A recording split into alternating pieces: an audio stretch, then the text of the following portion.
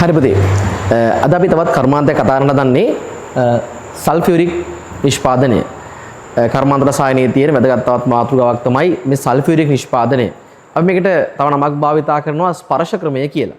ස්පර්ශ ක්‍රමය කියලා. ඉතින් මේ සල්ෆියුරික් නිෂ්පාදනයේදී විභාගයට අහන ප්‍රශ්න සහ අහන්න පුළුවන් MCQ මේ හැම දෙයකටම ගැලපෙන විදිහට අපි සල්ෆියුරික් නිෂ්පාදනයට දාලා පුංචි පැහැදිලි කිරීමක් දාලා තිනවා මෙතන. මම පැහැදිලි කරන්නම් ඔයාලට කොහොමද මේක කරගෙන යන්නේ කියලා. හරි. මේ තියෙන්නේ සල්ෆියුරික් නිෂ්පාදනයට අදාළව අමුද්‍රව්‍ය. අපිට ගන්න පුළුවන් එක්ක සල්ප. ඒ කියන්නේ කෙලින්ම සල්ප කෙලින් භාවිත කරන්නත් පුළුවන්. නැත්නම් සල්පඩංගු ලෝපස්. කොපර් සල්ෆයිඩ්, ලෙඩ් සල්ෆයිඩ් වගේ මේ වගේ ලෝහ සමග බැඳලා ඉන්න සල්ෆයිඩ් එකක් භාවිත කරන්නත් පුළුවන්. දෙවෙනි අමුද්‍රව්‍ය තමයි වතුර. වතුර භාවිත කරන්න ඕනේ. එතකොට අපි මේ ක්‍රියාවලියේදී සල්ප ඔක්සිජන් සමග දහනය කරපුවාම SO2 හැදෙනවා. මේක තමයි පළවෙනි ප්‍රතික්‍රියාව. අපට පේනවා ප්‍රතික්‍රියා හතරක්. ඉතා පැහැදිලිව ප්‍රතික්‍රියා හතරක් අපි දාලා තියෙනවා. මේ ප්‍රතික්‍රියා හතර තමයි මේ සම්පූර්ණ ක්‍රියාවලියේ සෛද්ධාන්තික කොටස. සල්ප O2 සමග ප්‍රතික්‍රියා කරලා SO2 හැදෙනවා. SO2 ගෑස් එක මේ SO2 ගෑස් O2 මේක තමයි ප්‍රධාන ප්‍රතික්‍රියාව. SO2 O2 සමග V2O5 උත්ප්‍රේරක හමුවේ වැනේඩියම් පෙන්ටොක්සයිඩ් තැඹිලි පාටයි මෙයා. මේ උත්ප්‍රේරක සහ 450ක උෂ්ණත්වයක් එකක් ATM පීඩනයක් යටතේ මෙයා ප්‍රතික්‍රියා වෙලා SO3 හදනවා. මේ ප්‍රතික්‍රියාව තාපදායකයි. ඉදිරි ප්‍රතික්‍රියාව තාපදායක ප්‍රතික්‍රියාව. ඊට පස්සේ මේ හැදෙන SO3 ජලය සමග කෙලින් ප්‍රතික්‍රියා කරවන්නේ නැහැ. ඊට හේතුව ඒක ගොඩාක් තාපදායී. ඒ නිසා අපි ඒ ප්‍රතික්‍රියාව කරන්නේ නැතුව අපි කරන්නේ මේ SO3 කලින් හදාගත්තු සල්ෆියුරික් තුල දිය කරවනවා. අන්න එතකොට මෙන්න මේ ඔලියම් අම්ලය හැදෙනවා. H2SO7 කියන මේ ඔලියම් අම්ලය හැදෙනවා. මේ ඔලියම් අම්ලය තමයි අපි ජලය සමග ප්‍රතික්‍රියා කරවලා සල්ෆියුරික් ලබා ගන්න. ඔයාලට පැහැදිලි සෛද්ධාන්තික ක්‍රියාවලිය සල්ප O2 එක ප්‍රතික්‍රියා කරලා අපිට ලෝහ සල්ෆයිඩයක් O2 සමග ප්‍රතික්‍රියා කරලා SO2 ලැබෙනවා. කොහෙන් හරි SO2 ලබා ගන්නවා. ඒ SO2 ලබාගත්තු SO2 අපි O2 සමග ප්‍රතික්‍රියා කරනවා උත්ප්‍රේරක 450 උෂ්ණත්වය සහ එකක් ATM පීඩනය යටතේ. පස්සේ ලැබෙන SO3 තමයි මේ විදිහට සල්ෆියුරික් තුල දිය කරවලා ඔලියම් අම්ලය හදලා ඔලියම් අම්ලය ජලය සමග ප්‍රතික්‍රියා කරවලා මේ සල්ෆියුරික් හදා ගන්න. මේක තමයි සෛද්ධාන්තික ක්‍රියාවලිය. ප්‍රායෝගිකව මේ කරගෙන යනකොට අපිට මේ සංශුද්ධ සල්ප එකපාරම හම්බෙන්නේ නැහැ. මේක අපද්‍රව්‍ය සහිතව හම්බ වෙන්නේ. ඒ නිසා මේ ඝන සල්ප අපවිත්‍ර ඝන සල්පය රත් කරලා ද්‍රව සල්ප බවට පරිවර්තනය කරගන්නවා.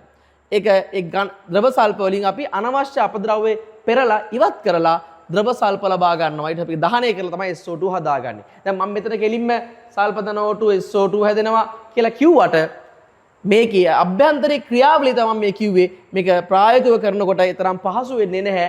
මේ විදිහට අපද්‍රව්‍ය වලින් ඉවත් කරලා අපිට SO2 ටික හදා ගන්න වෙනවා. මේ පළවෙනි පියවර මේ සෛද්ධාන්තිකව මේ ප්‍රායෝගිකව සිද්ධ කරන ආකාරය මම මෙතන මේ දාලා තියෙන්නේ. හරි.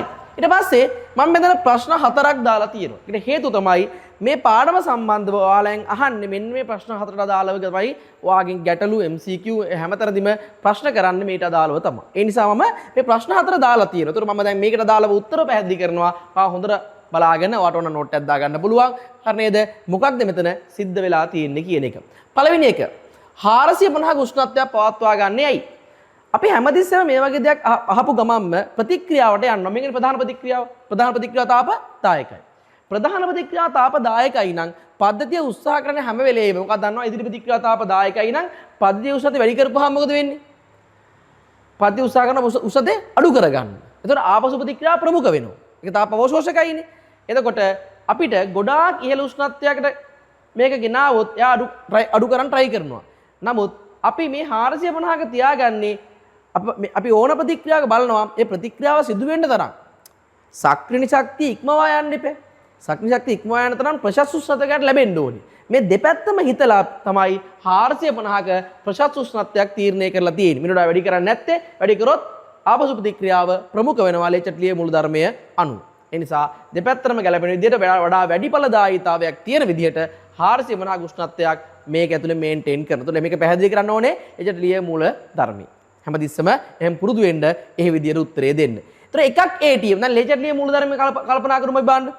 දැන් මෙතන තියෙනවා ඔයාලට පේනවා මෙතන වායු මවුල 2යි. මෙතන වායු මවුල 2යි.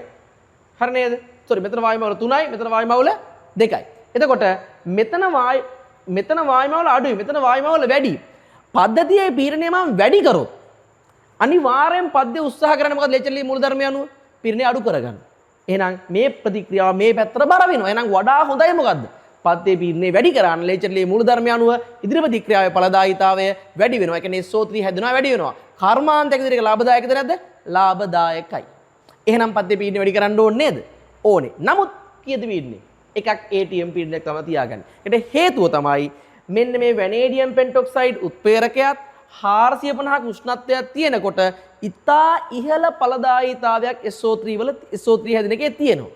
එහෙම ඉහළ ඵලදායීතාවයක් තියෙනකොට මම පීඩනය වැඩි කරා කියලා තව චුට්ටයි ඵලදායීතාව වැඩි වෙන්නේ. හැබැයි ඒ වැඩි වෙන චුට්ට වැඩි කරගන්න මට දැවැන්ත ප්‍රාග්ධනයක් වියදම් කරන්න සිද්ධ වෙනවා.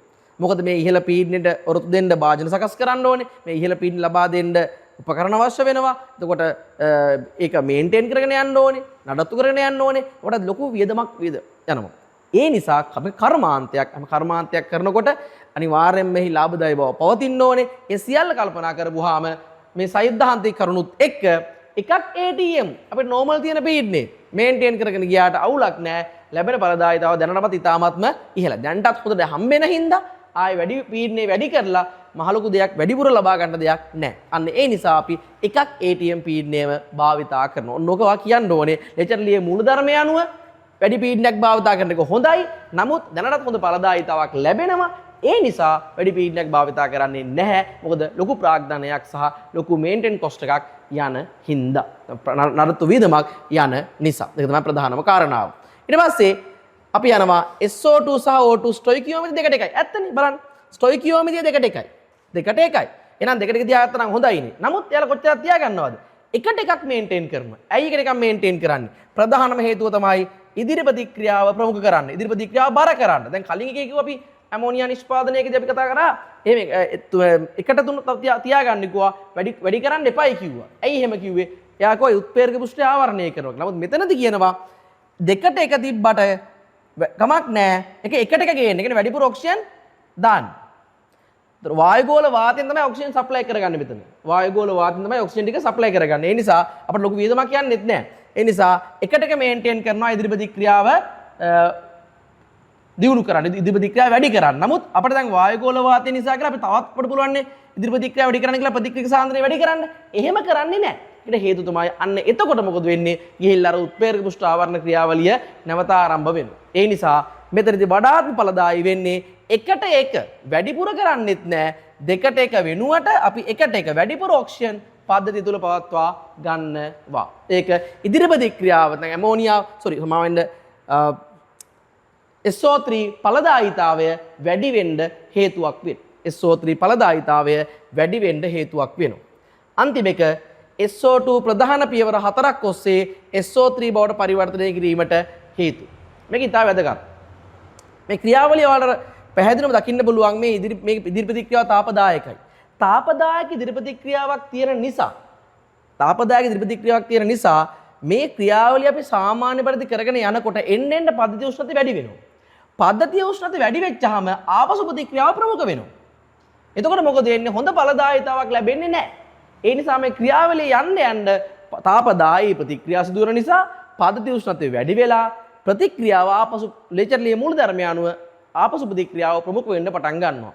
මේ නිසා අපට හොඳ ඵලදායීතාවක් ලබා ගන්න බැරි වෙනවා. අන්න ඒක වළක්වන්න තමයි අපි මේක ප්‍රධාන පියවර 4ක් ඔස්සේ කරන්නේ. මුලින්ම අපි SO2 යම් ප්‍රමාණයක් SO3 කරනවා, ආයි කූල් කරනවා, ආයි ප්‍රොසෙස් කරනවා. ආයි කූල් කරනවා, ආයි ප්‍රොසෙස් කරනවා. කූල් කරනවා, ප්‍රොසෙස් කරනවා. අපි ඒක අන්න ඒකයි මෙතනදී SO2 ප්‍රධාන පියවර 4ක් ඔස්සේ SO3 බවට පරිවර්තනය කරනවා කියලා කියන්නේ. ඔන්න ඔය කාරණාව අවබෝධයකදී දැනගෙන සිටීම ඔයාට මාර වැදගත් MCQ වලදී. හරි. ඒ නිසා මෙන්න මේ ටික බලාගත්තා නම් සල්ෆියුරික් අම්ල නිෂ්පාදන දාලව MCQ එකක් රචනා අවශ්‍යක කොටසක් තිබ්බොත් ඔයාට ඉතා හොඳින් මුහුණ දෙන්න පුළුවන් මේ කරුණු ටික හරි අවබෝධයක් ඇතුව තියාගත්තා. හරි. මම ස්තුතියි.